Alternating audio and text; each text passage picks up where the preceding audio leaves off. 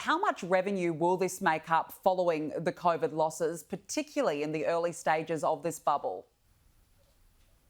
Yeah, kia ora. Oh, it's really exciting news, isn't it?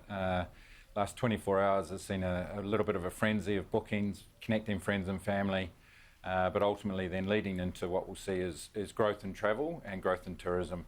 So we estimate the return will be about $1 billion before the end of 2021.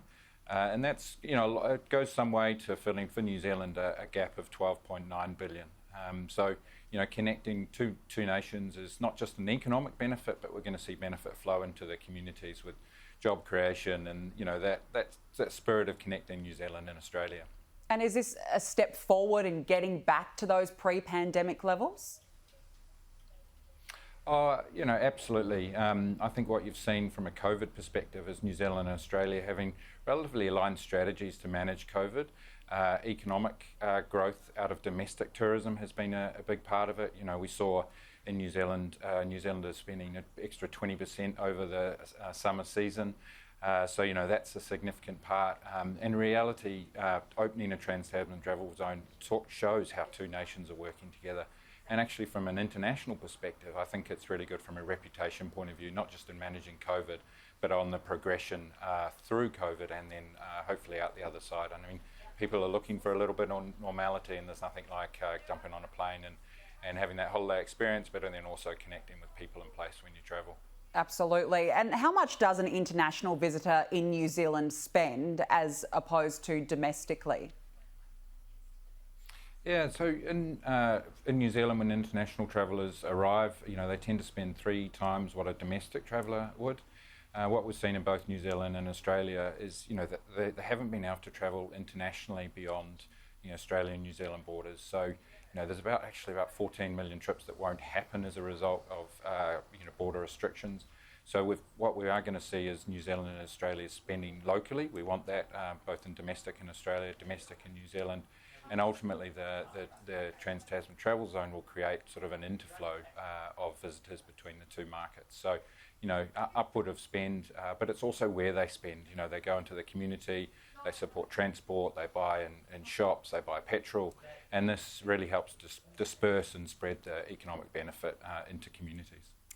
Andrew, is the hardest part now how to manage snap lockdown or border closures between the two countries? Yes, it's, we've seen from a consumer point of view or a traveller point of view that they're actually comfortable with the health concerns with travel. They're used to the protocols that are required, depending on whether that's local or interstate, and now what you'll see is international with New Zealand as well. So they're comfortable with that.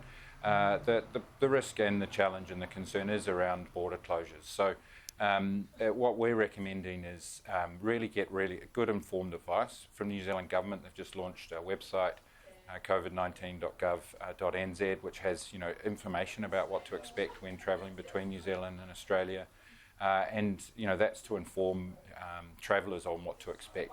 When you go on holiday, whenever you travel, you do have to think about what you need to prepare for, whether that's booking a car or where you're going to eat it in the evening. So this is an extra step. And ultimately, we want people to be very aware of their responsibility and really make informed decisions. And, we also think airlines are going to be dealing with this every day.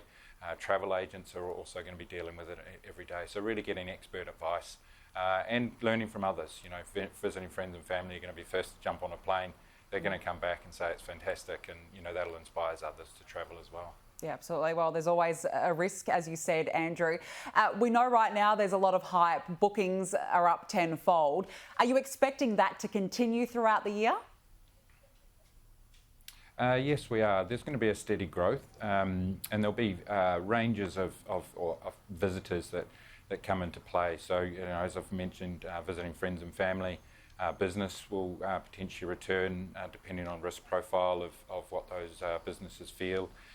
And then obviously holiday as well. So while there's a big moment at the moment with the ignition of trans-Tasman travel, in reality we're talking about a growth of the next 2 to 3 years, and steady return on that. And there's really good access points into both New Zealand and Australia. Qantas have launched a couple of new routes. Air New Zealand is flying in and out of Hobart for the first time. And then obviously all gateways are open into New Zealand as well. So, you know, there's plenty to go around. We're going to see people travelling between both countries, and that'll really just build over time, and particularly into, you know, peak times. Skiing is going to be coming up. We've got great summer season between both markets. So yeah, it's a really exciting time for both countries.